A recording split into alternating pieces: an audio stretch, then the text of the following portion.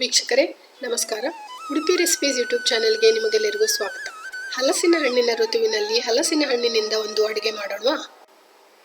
ಹಲಸಿನ ಹಣ್ಣಿನ ಗಿಡ್ಡೆ ಅಥವಾ ಗಟ್ಟಿ ಎಂದು ಕರೆಯುವ ಈ ಇಡ್ಲಿಯನ್ನ ಹೇಗೆ ಮಾಡೋದು ಅಂತ ಇವತ್ತು ನೋಡೋಣ. ಮೊದಲಿಗೆ ಹಣ್ಣಿನ ತೊಳೆಗಳನ್ನ ಬೀಜ ಎಲ್ಲ ತೆಗೆದು ಸ್ವಚ್ಛ ಮಾಡಿ ಇಟ್ಕೊಳ್ಬೇಕಾಗತ್ತೆ. ಸುಮಾರು 1 ರಿಂದ 2 ಕಪ್ನಷ್ಟು ತೊಳೆಗಳು ನಮಗೆ ಈ ಅಡುಗೆಗೆ ಬೇಕಾಗುತ್ತೆ. 2 ಕಪ್ನಷ್ಟು ತೊಳೆಗಳನ್ನ ನಾನು ಮಿಕ್ಸಿ ಜಾರ್ಗೆ ಹಾಕೊಳ್ತಾ ಇದ್ದೀನಿ. ಇದರ ಜೊತೆಗೆ ಅರ್ಧ ಕಪ್ನಷ್ಟು ತೆಂಗಿನ ತುರಿಯನ್ನು ಕೂಡ ಸೇರಿಸಿಕೊಂಡು ರುಬ್ಕೊಳ್ತಾ ಇದ್ದೀನಿ. ನೀರನ್ನು ಹಾಕದೆ ರುಬ್ಕೊಳ್ಬೇಕು. ಸುಮಾರು 1 ಕಪ್ನಷ್ಟು ಅಕ್ಕಿಯನ್ನು 2 ಗಂಟೆಗಳ ಕಾಲ ನೆನೆಸಿಟ್ಕೊಂಡಿದ್ದೆ. ಈ ಅಕ್ಕಿಯನ್ನು ಕೂಡ ಮಿಕ್ಸಿ ಜಾರಿಗೆ ರುಬ್ಬಿದ ಮಿಶ್ರಣದೊಂದಿಗೆ ಸೇರಿಸ್ಕೊಳ್ತಾ ಇದ್ದೀನಿ. ನೀರನ್ನು ಸಂಪೂರ್ಣವಾಗಿ ಸೋಸಿ ಅಕ್ಕಿಯನ್ನು ಮಾತ್ರ ಸೇರಿಸಿಕೊಂಡು ರುಬ್ಬಬೇಕು.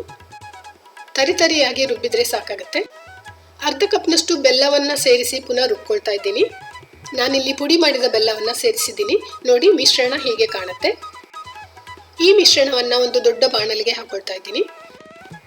ಇದಕ್ಕೆ ಈಗ 1/4 ಟೀ ಸ್ಪೂನ್ ಅಷ್ಟು ಏಲಕ್ಕಿ ಪುಡಿ ಹಾಗೂ 1 ಚಿಟಿಕೆಯಷ್ಟು ಉಪ್ಪನ್ನು ಸೇರಿಸಿಕೊಂಡು ಚೆನ್ನಾಗಿ ಕಲಿಸ್ಕೊಳ್ಬೇಕು. ಕೆಲವೊಮ್ಮೆ ಹಲಸಿನ ತೊಳೆ ರುಬ್ಬುವಾಗ ನೀರಾಗಿ ಈ ಹಿಟ್ಟು ಕೂಡ ತುಂಬಾ ನೀರಾಗುತ್ತೆ.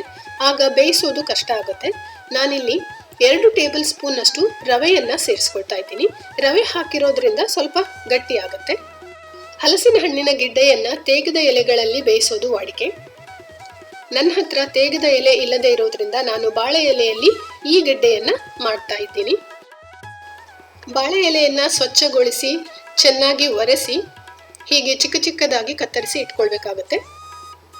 ಇದರಲ್ಲಿ 1 ಹಿಡಿಯಷ್ಟು ಹಿಟ್ಟನ್ನು ಬೆರೆಸಿ ಮಡಚಿ ಇಡ್ಲಿ ಬೇಯಿಸುವ ಪಾತ್ರೆಯಲ್ಲಿ ಬೇಯಿಸ್ಕೊಳ್ಬೇಕು.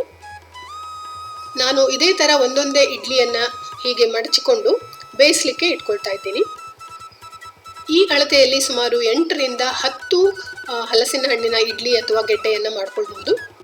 ಇಡ್ಲಿ ಬೇಯಿಸುವ ಪಾತ್ರೆಯಲ್ಲಿ ಸುಮಾರು 10 ರಿಂದ 15 ನಿಮಿಷಗಳ ಕಾಲ ಬೆಂದ ಮೇಲೆ ಹೀಗೆ ಈ ರೀತಿ ಇಡ್ಲಿ ತಯಾರಾಗುತ್ತೆ.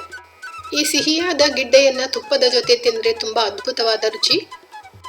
ತೇಗದ ಎಲೆಯನ್ನು ಬಳಸಿದರೆ ಈ ಇಡ್ಲಿ ಇನ್ನೂ ಕೆಂಪಾದ ಬಣ್ಣದೊಂದಿಗೆ ಆಕರ್ಷಕವಾಗಿ ಕಾಣುತ್ತೆ.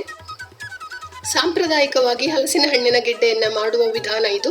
ನೀವು ಕೂಡ ಈ ಋತುವಿನಲ್ಲಿ ಮಾಡಿ ನೋಡಿ ನನಗೆ ಬರೆದು ತಿಳಿಸಿ. ಧನ್ಯವಾದಗಳು. ಮುಂದಿನ ವಿಡಿಯೋದಲ್ಲಿ ಸಿಗೋಣ.